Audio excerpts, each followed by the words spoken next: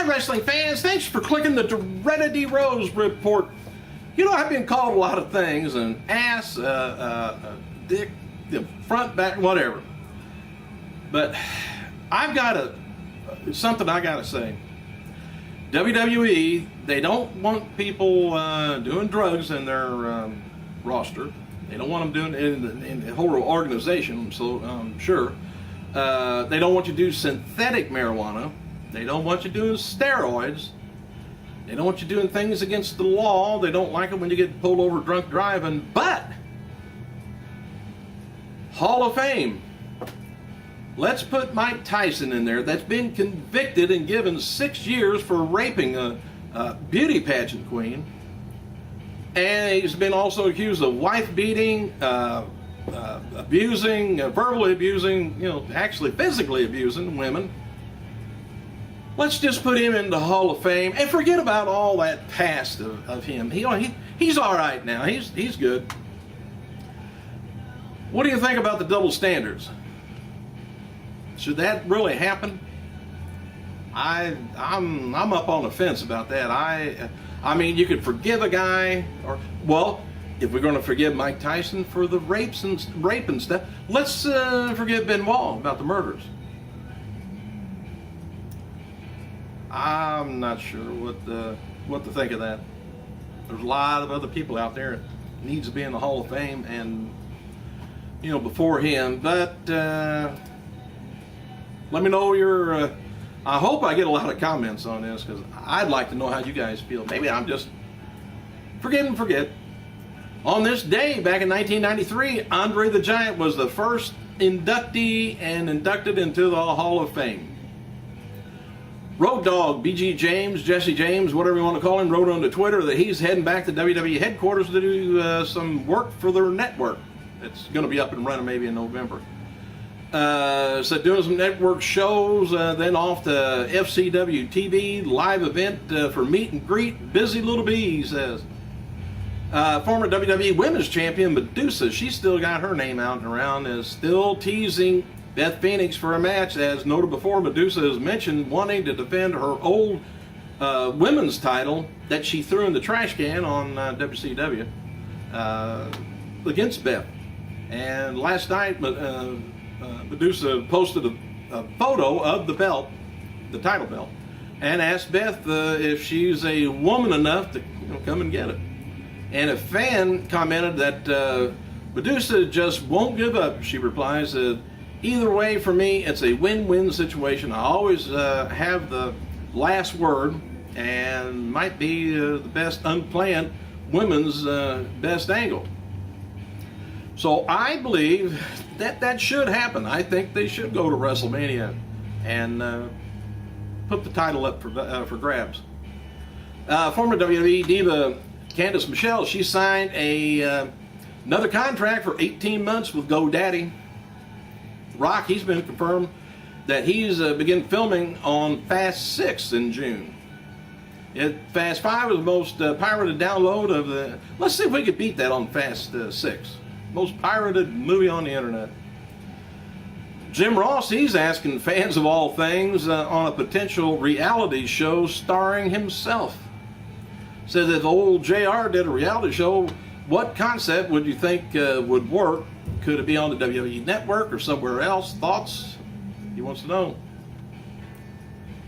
Dark main event at last night's WWE SmackDown taping in Omaha saw Big Show beat Daniel Bryan by DQ. Jinder Mahal, of all things, and Drew McIntyre interfered.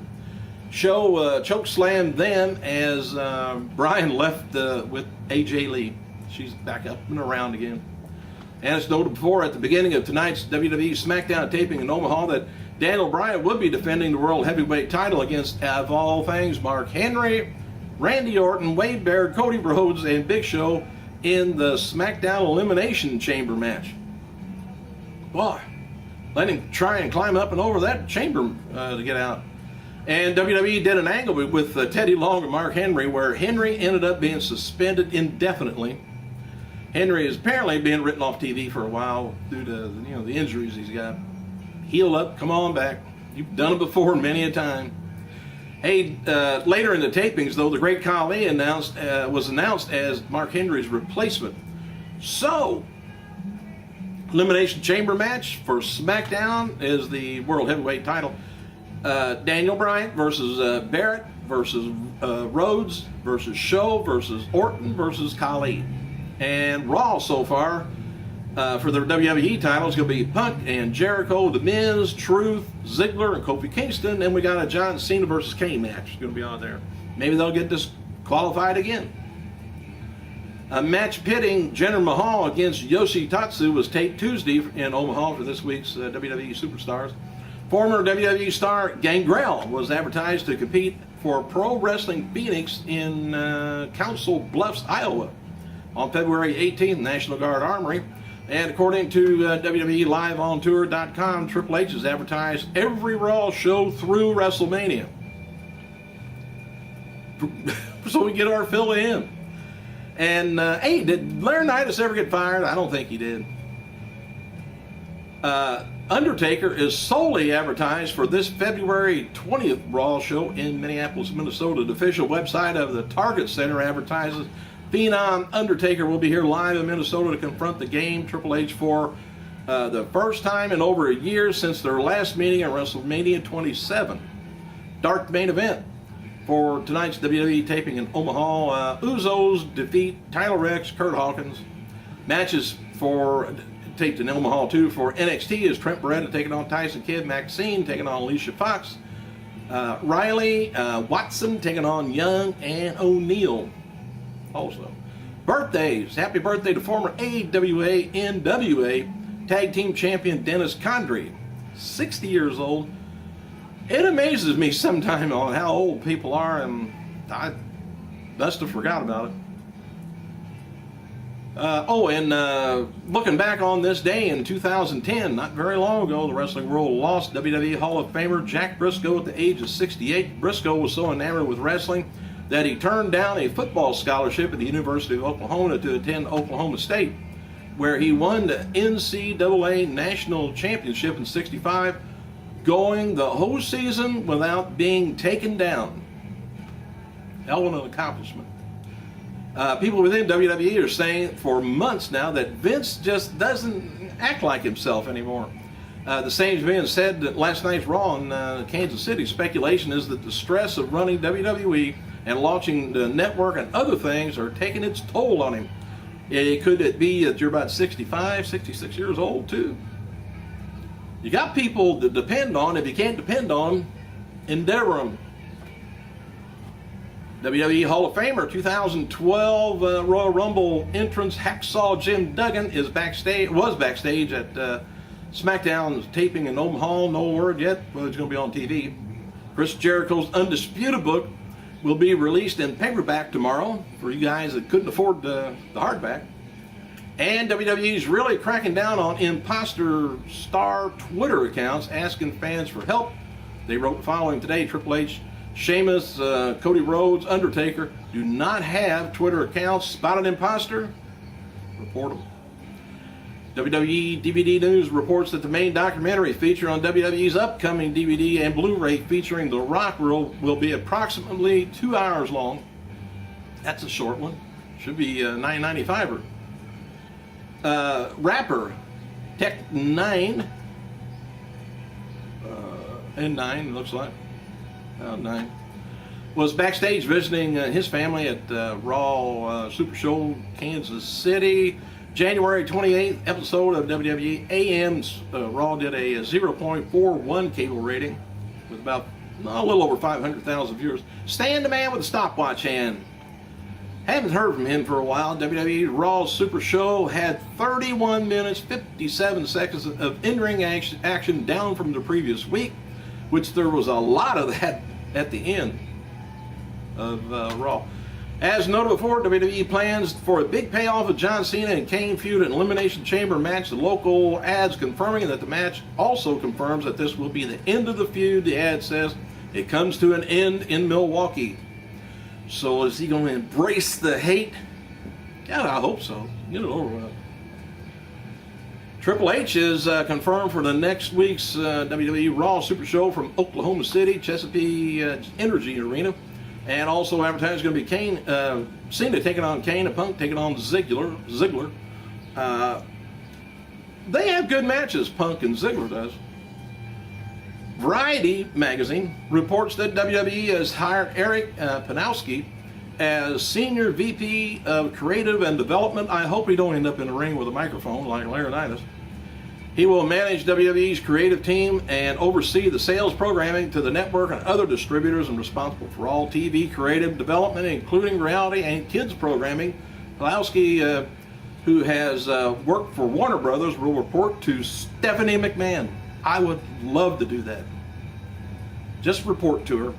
I really don't want to do anything, but hey, the post-Royal Rumble, WWE's Raw Super Show did a 3.6 cable rating with about 5.2 million viewers. The week's shows did hours of 3.6 and 3.6. However, the bad trend continues. They lost about 190,000 viewers from hour 1 to hour 2. Of course, nobody knows on the live show that Undertaker was going to be showing up. If they did, they had viewers, a lot of viewers hanging on. Of course, that would have took the surprise element away. Elimination Chamber will take place February 19th. Bradley Center, Milwaukee, Wisconsin. Layla talked to Complex.com, whatever that is, about her love for old school video games, as well as her thought on THQ's WWE 12. Says actually it's very surreal because they look so real. Everything's so real, outfits and facial expressions. It's kind of creepy, she says. Crimson, now catch this, was named the most overrated wrestler in 2011 according to the Wrestler Observer Newsletter Awards. He was trained by Mason Ryan, Kevin Nash, Mr. Anderson, Hardy, Triple H, Sin Cara, Matt Morgan, CM Punk, and Randy Orton. I didn't say trained, did I? I meant trailed by. He was trailed by Mason Ryan, Kevin Nash, Anderson, Hardy, Sin Cara. I don't know how Sin Cara got in there. Matt Morgan, Punk, and Orton. Regarding Crimson, Wrestling Observer newsletter Dave Meltzer wrote, Crimson is probably the prime example of a guy who isn't overrated by fans, but pushed to the level that he hasn't really worked yet. He's got good size, good facial expression at times, good looks, comes across like a tough guy, but he doesn't sell well and comes across as green and exposed often to long matches. Plus, TNA can't even book an unbeaten streak as well. So he is on the green side, and he hadn't been wrestling all that long, so it's going to take a while, and hopefully he can last that long. Matt Morgan got to a certain point and just kind of stuck there. The award, which is instituted in 1980, is determined through voting process of readers from the newsletter that they have, in which includes various insiders of professional wrestling industry, such as promoter, agents, performers, as well as journalists, historians, and fans, and me. I wish. Ric Flair is advertised to appear at Frank & Sons Collectibles in Industrial City of California, March 3rd, 1 to 3 p.m. And the Wrestling Globe newsletter reports that a DVD on Rob Van Dam is currently in the works, so just wait a while, it'll be there. Thank you guys for clicking. Let me know about your comments. Should WWE even recognize Mike Tyson? I gotta go.